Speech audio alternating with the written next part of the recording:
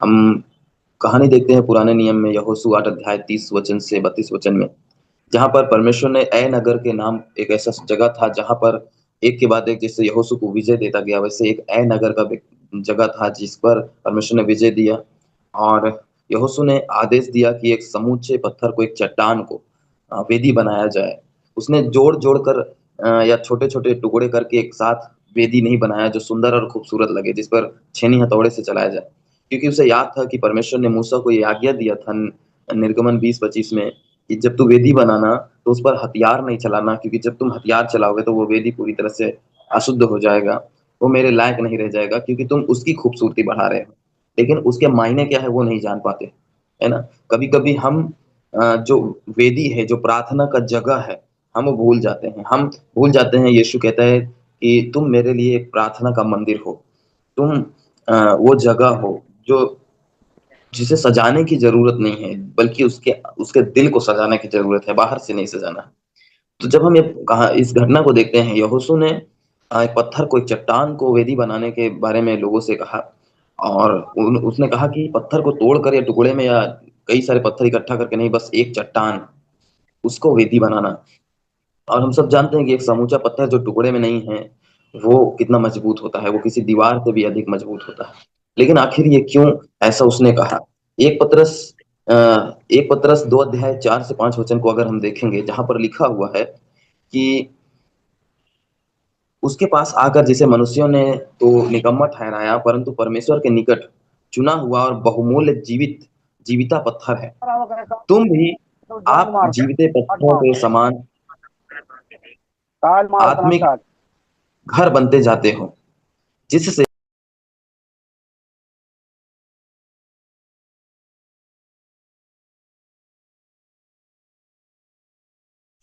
Sorry भाई, unmute करें अब।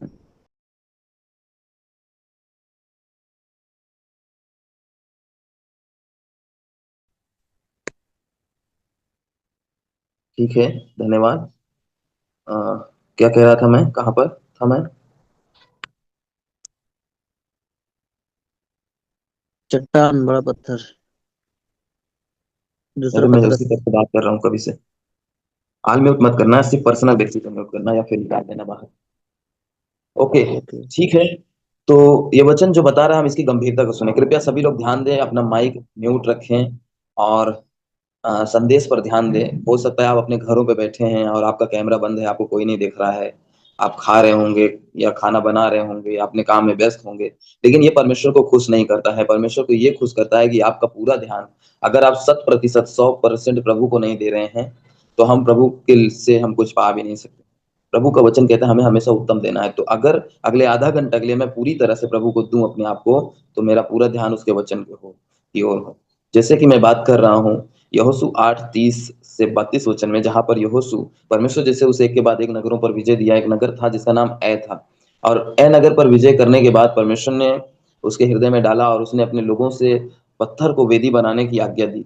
लेकिन उसने ये नहीं कहा कि पत्थरों के टुकड़ों को जोड़कर या पत्थरों पर औजार चलाकर, क्योंकि उसे याद था मूसा को परमेश्वर ने कहा था निर्गमन 20-25 में कि जब तुम वेदी बनाना तो उस पर हथियार नहीं चलाना है, बल्कि जैसा वो समूचा पत्थर है वैसा उसे बनाना। और हम सब जानते हैं कि समूचा पत्थर किसी भी दीवार से या किसी भी जोड़े हुए पत्थर से कहीं ज्यादा मजबूत होता है।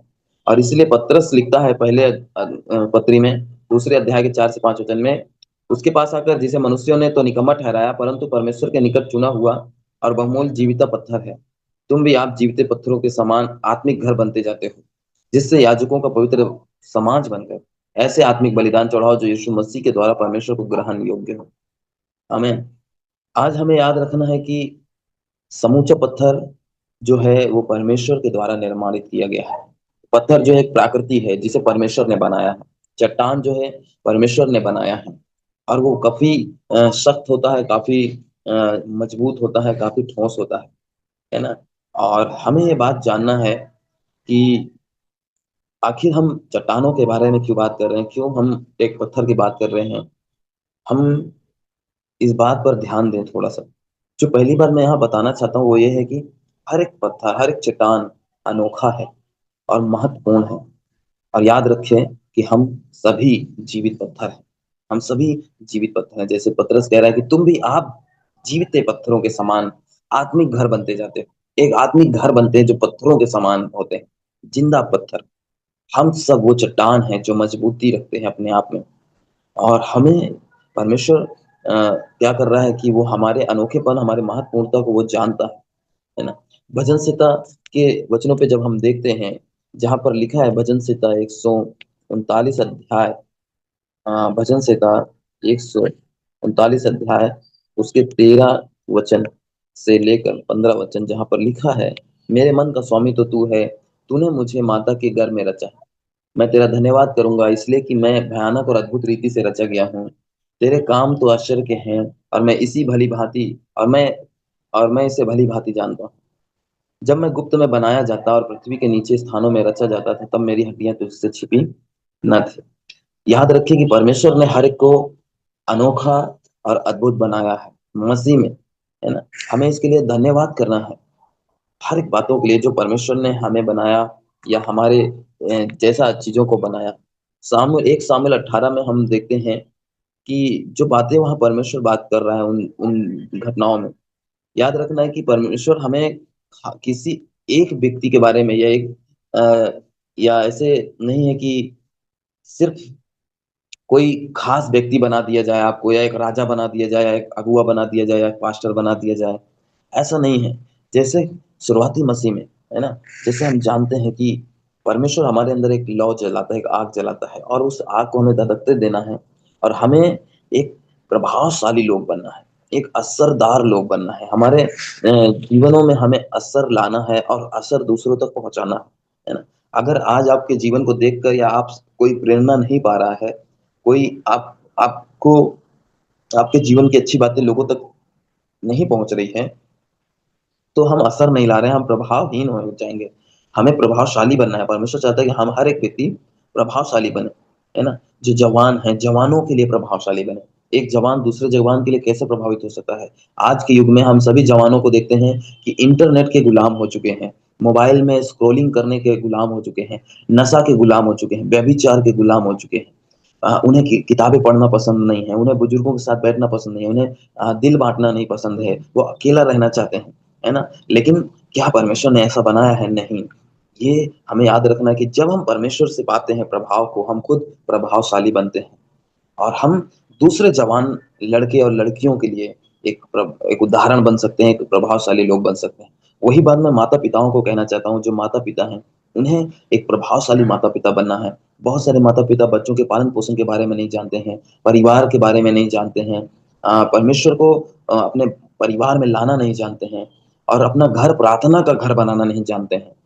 केवल वहाँ झगड़े, लड़ाइयाँ होती हैं, ईर्ष्या पैदा होता है, और शैतान उन पर राज करता है। लेकिन मैं उन माता-पिताओं को कहना चाहता हूँ जो परमेश्वर को जानते हैं, वो प्रभावशाली बने, दूसरे लोगों के लिए असरदार जीवन जिएँ। इसके लिए त्याग बलिदान करना पड़ेगा। वो खूबसूरत नहीं दिखता है कभी-कभी, लेकिन उसकी मजबूती वही है जो असरदार लाता है।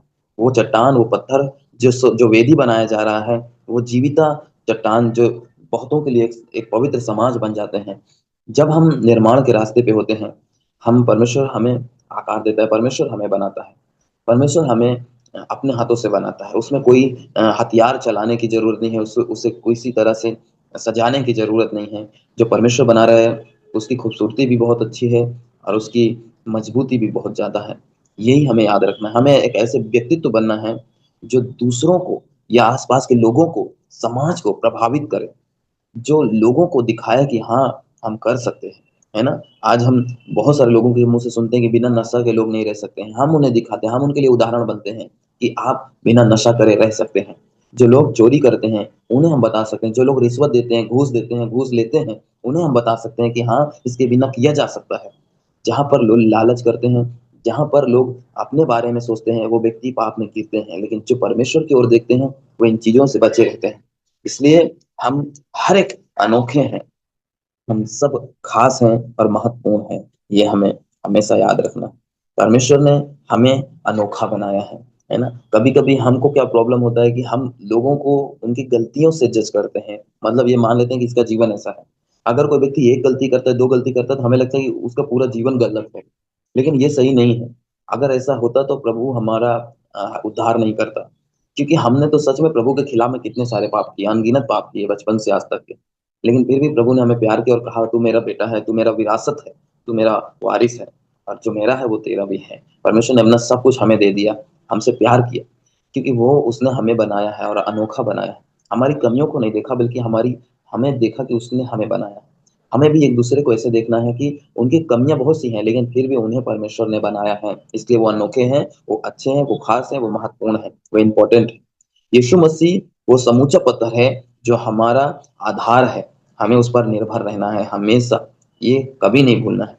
यीशु ही हमारा आधार है, उसी पर हम निर्भर हैं। जैसे एक चट्टान उस अपने आधार से जुड़ा रहता है, वो हिलता नहीं है। कोई भी मौसम हो, कोई भी ऋतु हो, वो चट्टान बना रहता है, वो पत्थर वो बना रहता है अपनी जगह पर। परमेश्वर ने उसे आकार दिया है, और वही बात मैं यहाँ कहना चाहता हूँ कि परमेश्वर ने हम सभी को आकार दिया है, परमेश्वर ने हम सभी को बनाया है। आमीन। और जो मैं कहना चाहता हूँ कि एक बात हम कभी ना भूलें कि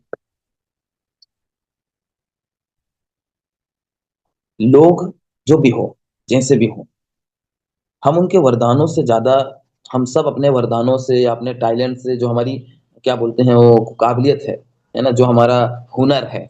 कभी कभी लोग अपने हुनर पर घमंड करने लगते हैं, है ना, कि उन्हें ये आता है, उन्हें बोलना आता है, उन्हें ये करना आता है, उन्हें ये बनाना आता है, उन्हें ये करना आता है, या फिर वो कुछ है, उनको अपनी पदवी या अपनी जिम्मेदारियों पर गर्व होता है।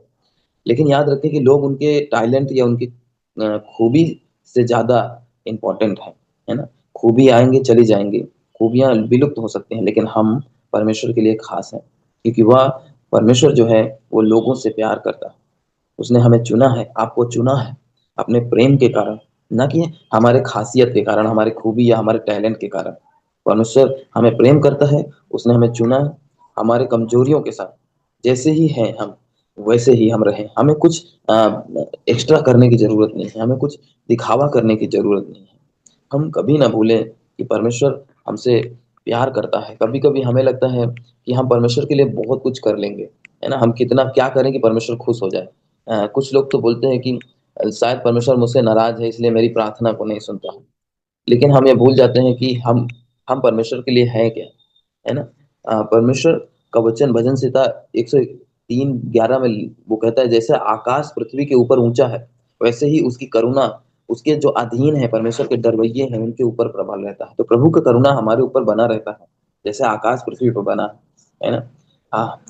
हम प्रभु को खुश करने के लिए कुछ नहीं कर सकते हैं, हमें बस विश्वास रखने के लिए जरूरत है। जैसे कभी कभी क्या बोलते हैं, एक पिता के लिए उसका बेटा क्या कर सकता है ना, कि वो पिता को खुश करे। पिता के हृदय से अगर देखा जाए, बेटे के हृदय से बेटा बहुत कुछ करने की कोशिश करता है पिता के लिए, है ना। जितना भी वो कुछ चाहता है, उसकी चाहते बहुत है कि वो पिता के लिए बहुत कुछ करे। लेकिन पिता के लिए क्या है कि उसका बेटा क्या कर सकता है ये नहीं देखता है, बस उसका बेटा है, वो बस वही उसके लिए काफी है, और कुछ नहीं उससे बढ़कर, है ना। जब हम उदाहरण के लिए देखते हैं, यीशु लूका 15 में उड़ाऊ पुत्र के बारे में बात करते हैं। वो पिता क्या था, उसका बेटा चला गया था, लेकिन जब वो लौटा, उसकी गलतियों के बाद भी, उसकी बुराइयों के बाद भी, उसके घिनौने काम के बावजूद भी उसे गले लगाया और उसे वापस अपने जगह दिया, और कहा कि जो बेटा खो गया था वो मिल गया। परमेश्वर ने हमें बुलाया है कि टूटे चीजों को, टूटे दिलों को, टूटे लोगों को जोड़ सकें, रिश्तों को जोड़ सकें। याद रखें कि हमारा यीशु मसीह शांति का राजकुमार है, और यीशु हमारे अंदर रहता है, हमारे दिलों में रहता है। हमें ऐसे लोग बनना है जो शांति के लोग कहलाएं, ऐसे लोग बनना है जो शांति को स्थापित करते हैं। प्रभु हमारा शालोम प्रभु है, हमें भी सैलोम को लाना है इस धरती पर। आज नफरत है, कड़वाहट है, एक दूसरे के भेदभाव है, इतना ज्यादा है कि वो अन्य अगर उन्हें छूट मिले तो वो एक दूसरे को फाड़ खा जाए, ऐसी स्थिति है। लेकिन हम प्रभु के लोगों को, हमें शांति को स्थापित करना है।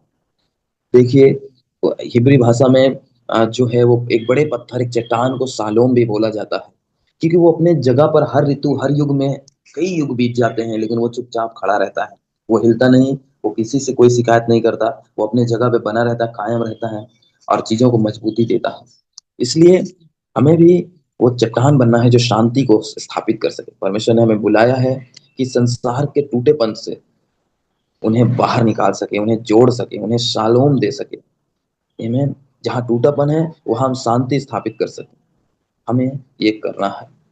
और जो मैं बोलना चाहता हूँ कि हर एक चट्टान, जो हम हर एक लोग हैं, प्रभु के लोग हैं, हमें एक दूसरे पर निर्भर होना है। सबसे पहले हमें प्रभु पे निर्भर होना है, लेकिन हमें एक दूसरे को सहायता करना है, एक टीम बनकर काम करना है। हमें एक दूसरे को उठाएं, ऊंचा उठाएं, एक दूसरे को मदद करें, एक दूसरे के ऊपर अपने जरूरतों और अपनी बातों के लिए, अपने दिलों को बांटने के लिए निर्भर हो जाएं। प्रभु जैसे कहता है कि हम उसके साथ जुड़ जाएं, वैसे हम एक दूसरे के साथ जुड़ जाएं। और पौलुस इफिसियों की कलीसिया को लिखता है 2 अध्याय 19 से 22 वचन के बीच में, इसलिए तुम अब परदेसी और मुसाफिर नहीं रहे, परंतु पवित्र लोगों के संगी, स्वदेशी और परमेश्वर के घराने के हो गए, और प्रेरितों और भविष्यद्वक्ताओं की नींव पर, जिसके कोने का पत्थर मसीह यीशु ही है, बनाए गए हो, जिसमें सारी रचना एक साथ मिलकर प्रभु में एक पवित्र मंदिर बनती जाती है, जिसमें तुम भी आत्मा के द्वारा परमेश्वर का निवास स्थान होने के लिए एक साथ बनाए जाते हो। अब परमेश्वर का यह वचन कहता है कि अब तुम घर के लोग हो गए हो, तुम स्वदेशी हो गए, घराने, परमेश्वर के घराने के हो गए हो। जो जो कलीसिया नींव से मजबूत है, हम उसमें रचे गए हैं, उसको उसके लिए एक पवित्र मंदिर बनने के लिए, ताकि हम सारी जो रचनाएं हैं, हम जितने भी पत्थर हैं, जो चट्टान हैं, जो शालोम है, हम एक दूसरे के साथ जुड़ जाएं, एक दूसरे को और मजबूती दें। जब एक चट्टान जो अपने आप में बहुत मजबूत होता है, जो बड़ा चट्टान दूसरे बड़े चट्टान के साथ जुड़ जाता है और भी बहुत सारे चट्टानों के साथ जुड़ जाता है, एक बहुत ही बड़ा मजबूती का चीज वो बन जाते हैं, है ना। याद रखिए कि हमने बात किया कि एक चट्टान को वेदी बनाने के बारे में बात किया, लेकिन सबसे ज्यादा महत्व तो वेदी में नहीं है ना। वेदी जो है वो इम्पोर्टेंट नहीं है, परंतु वेदी में बलिदान क्या है वो इम्पोर्टेंट है। आज हम सभी जो चट्टान हैं, हम चट्टान हैं, हमारा विश्वास है, ये बहुत ज्यादा इम्पोर्टेंट नहीं है, लेकिन उस विश्वास के कदम क्या है। क्या हम त्याग बलिदान करते हैं? पिछले सप्ताह हमने बात किया कि उन्नति कष्टकारी और बलिदानदायक होती है, लेकिन क्या हम उसके लिए कदम उठाते हैं? क्या हम, जब हमें एग्जाम्पल बनने की बात आती है, जब हमें प्रभावशाली लोग बनने की बात आती है, हमें कदम उठाने पड़ते हैं जहां पर हमें कई बार तकलीफ होते हैं। तो वेदी जो है वो बलिदान का जगह है। क्या हम जानते हैं इस बारे में? वेदी में काबिलियत नहीं है, वेदी इंपॉर्टेंट नहीं है, परंतु उस वेदी पर चढ़ाया गया बलिदान इंपॉर्टेंट है। आज हमारे जीवन से प्रभु को हम क्या महिमा दे रहे हैं वो इंपॉर्टेंट है। हम प्रभु में हैं ये काफी नहीं है, परंतु हम प्रभु के लिए क्या कर रहे हैं, प्रभु को महिमा कैसे दे रहे हैं, वो बहुत जरूरी है ना। तो ये एक बात याद रखें, वेदी जो हम लोग हैं, जो चट्टान है, जो कलीसिया है, अगर आत्मा नहीं है, पवित्र आत्मा नहीं है हमारे अंदर, तो हम केवल और केवल एक इमारत बन के रह जाएंगे, एक बस एक लोग बन के रह जाएंगे, लेकिन हम वो लोग नहीं बनेंगे जिस पर यीशु अपनी कलीसिया बना रहा है। आखिर में मेरे प्रिय भाई बहन, परमेश्वर हमें चट्टान बना रहा है, एक ऐसा चट्टान जो प्रभाव लेके आता है, जो असर लेके आता है, जो बताता है कि हम अनोखे हैं और परमेश्वर की रचना है।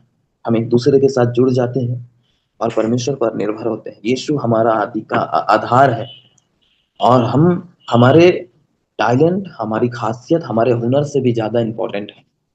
हुनर कुछ नहीं है, परमेश्वर ने हमें बनाया है हमारे दिल के अंदर से, उसने हमें माँ के गर्भ में रचा है, हम सब उसकी हाथों के रचना है, और हम सब खास है। हमारी गलतियों के बावजूद भी हम प्रभु की रचना है, इसमें कोई शक नहीं। लेकिन परमेश्वर ने हमें बुलाया है कि हम टूटे चीजों को, रिश्तों को जोड़ सके, हम शांति स्थापित कर सके। प्रभु हमें शालोम के लोग बनाया है, हम लोगों में शांति बहाल कर सके। जहाँ तनाव है, जहाँ झगड़े हैं, जहाँ पर जलन और डाह है, जहाँ पर फूट है, वहां पर शांति स्थापित कर सके, रिश्तों को जोड़ सके, एकता ला सके। बहुत बार भाइयों में भी नफरत होते हैं, बहुत बार बहनों में नफरत होते हैं, वो एक दूसरे को अपना नहीं पाते हैं, उनका दिल परिवर्तित होता है, लेकिन उनका एक दूसरे को अपनाना अभिमान से भरा होता है। लेकिन प्रभु शायद इसलिए इंतजार करता है कि जब तक वो एक दूसरे को अपना न ले, एक दूसरे के आगे झुक न जाए, तब तक वो प्रभु के आगे झुकने के लायक नहीं है। और आज हमें ये याद रखना है कि प्रभु ने हमें चट्टान बनाया है, जो प्रभावशाली जीवन जीते हैं, जो दूसरों के लिए एग्जाम्पल बनते हैं, जो असर लाते हैं, जो दूसरों के जीवन को दिखाते हैं कि हमें भी ऐसा जीवन जीना चाहिए। आज हम हमारे हाउस ग्रुप में बैठे थे और हमने बातचीत किया सुसमाचार के बारे में, और ये जिक्र निकल के आया कि सुसमाचार की पत्रियां हैं, वचन हैं सुसमाचार, लेकिन पौलुस कहता है कि पांचवा सुसमाचार हम हैं, जीवित पत्री हम हैं। हमें अपने जीवन से लोगों को दिखाना है। हम टूटेपन को जोड़ते हैं, हम शालोम बहाल करते हैं, हम शांति स्थापित करते हैं, और हम परमेश्वर पर निर्भर होते हैं। हमें परमेश्वर ने आकार दिया है। कभी कभी हम बहुत धार्मिक बनने की कोशिश करते हैं। प्रभु में हमने ये वचन देखा कि प्रभु ने पहले ही कहा कि तुम्हें ऐसे वेदी बनाना है जिसपे हथियार नहीं चलाना है, उसे खूबसूरत मत बनाओ। वो वेदी इंपॉर्टेंट नहीं है, वो वेदी पर चढ़ाया गया बलिदान इंपॉर्टेंट है। आज हमें प्रभु में धार्मिकता दिखाने की जरूरत नहीं है। हम सबका दिल प्रभु के अधीन है, लेकिन क्या हम उस अधीनता में कदम उठा रहे हैं? हम कर क्या रहे हैं? हमारे जीवन के फैसले, हमारे जीवन के कदम, वो इंपॉर्टेंट है। कभी कभी क्या हम गरीबी को भी अपना लेते हैं? कभी कभी क्या हम बीमारी को भी अपना लेते हैं? कभी कभी क्या हम दर्द को अपना लेते हैं और कहते हैं प्रभु इस सब के बाद भी तू अच्छा है, तू भला है? पर कई बार दुख की बात यह है कि जब तक चीजें सही ना हो जाएं, प्रभु अच्छा कहाँ? प्रभु अच्छा इसलिए है कि मेरी चीजें अच्छी हो जाएंगी? नहीं मेरे भाई, चीजें अच्छी हो जाएंगी वो बाद में आता है।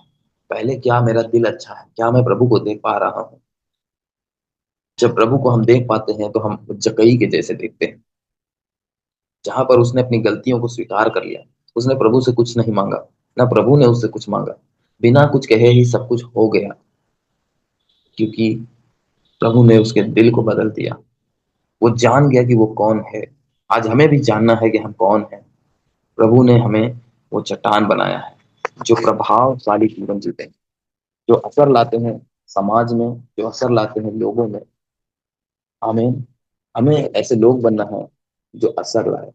हमें ऐसे चट्टान बनना है जो अपने मजबूती और अपनी काबिलियत के कारण नहीं, बल्कि उस पर चढ़ाए गए बलिदानों के कारण जानी जाती हो, जो परमेश्वर के ऊपर निर्भर हो, जिसका आधार यीशु मसीह बन सके।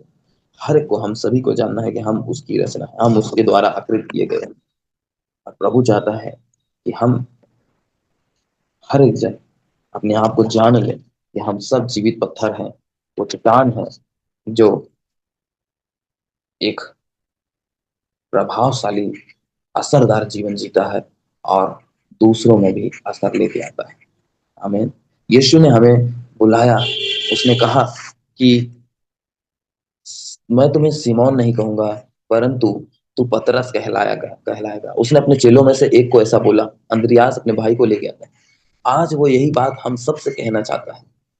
वो कहता है कि मैं तुम्हें चट्टान कहूंगा, मैं तुम्हें पतरस कहूंगा, मैं तुम्हें चट्टान। पतरस का मतलब एक बड़ा चट्टान होता है। प्रभु हमें वो चट्टान कहता है, और परमेश्वर हमारे उस प्रभावशाली जीवन पर कलीसिया का निर्माण करता है, जो बहुतों के जान और जीवन को बदलता है, असर लाता है और मुर्दों को जिलाता है। हमें प्रभु हम पर ऐसे कलीसिया का निर्माण करता है जो प्रभु के लिए प्रभावशाली जीवन जिए, असरदार जीवन जिए, गवाही बताएं, जो प्रभु के लिए अपने जीवन को दिखाएं, एग्जाम्पल बने और दिखाएं कि प्रभु में मैं क्या हूं और मैंने क्या कदम उठाए। विश्वास की कहानी हम सबको बनानी है, और यही हमारा बुलाहट है। हम हमारा जीवन, आज हो सकता है आप इतने उम्र, आपका उम्र बहुत ज्यादा निकल गया है, लेकिन जो भी आपने जिया है मसीह के लिए, उन जीवनों में आपका कदम होना चाहिए विश्वास का कदम, जो एक टेस्टमनी को बनाता है, जो एक गवाही को पैदा करता है और बताता है। जैसे मूसा ने बताया, जैसे यहोशू ने बताया, जैसे अब्राहम ने बताया, जैसे याद दाऊद ने बताया। अब हम सब हो सकता है अपने आप को बोलेंगे हम इनके जैसे नहीं हैं, लेकिन इनमें वो भी हैं जो कभी पढ़े लिखे नहीं थे। इनमें वो थे जो कोई राजा महाराजा नहीं थे। इनमें वे भी थे जो सिर्फ एक आम आदमी थे, अपने पेट पालने के लिए जीते थे, जो खुद डरते थे, लेकिन परमेश्वर ने उन्हें सूरवीर सूरमा बना दिया, क्योंकि उन्होंने परमेश्वर को समझा, जाना और उनके लिए जिया और कदम उठाया। मेरे प्रिय भाई बहन, आज हमें भी कदम उठाने की जरूरत है परमेश्वर के लिए। एक प्रभावशाली जीवन जीने के लिए हमें कदम उठाने के लिए उठना है, और हमें शालोम लाना है। हमें रिश्तों को जोड़ना है, टूटेपन को जोड़ना है, और हमें आत्मा से भरना है। हमें परमेश्वर के उसके हाथों की रचना के बारे में जानना है। हम प्रभु के घर हैं, प्रभु के जीवित पत्थर, और वो मंदिर से भी कहीं ज्यादा है। और हमें एक दूसरे के साथ जुड़कर, एक दूसरे के साथ होकर कार्य करना है, एक परिवार बनकर, एक दूसरे के ख्याल कर कर। हमें प्रभु आप सबको आशीष दे।